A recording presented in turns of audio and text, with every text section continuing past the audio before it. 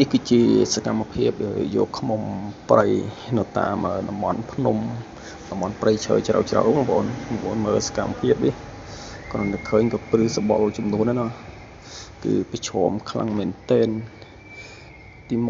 1ឃ្មុំតិចទី2ដើមឈើទូចហើយយើងយកទៅដាក់ខ្សែចំចង្កេះដើម្បីការពារហើយមើលលទ្ធផលដែលយើងទទួលបានទឹកឃ្មុំបាត់ល្អប៉ុន្តែវាអត់សូវបានច្រើនទេហើយនេះដោយសារយើងយកមកវគ្គហើយណានេះបងប្អូនទឹកឃ្មុំដែលគេលក់រៀងតម្លៃរៀងថ្លៃកុំតអីពួកប្រឈមខ្លាំងមែនទែននេះតម្រាំបាន1លីត្រមិនងាយស្រួលទេមើលរោមឡើងពេញទាំងអស់ខ្លួននេះបើសិនជាយើងអត់មានអាវមានអីការពារ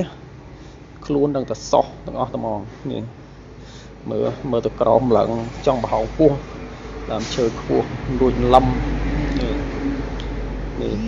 ក្រោយពេលដែលប្រមូលមើលដៃឥឡូវសោះទាំងអស់ហ្នឹងអត់ពាក់ស្រោមដៃនេះបើអ្នកចាញ់មកអីធានាថា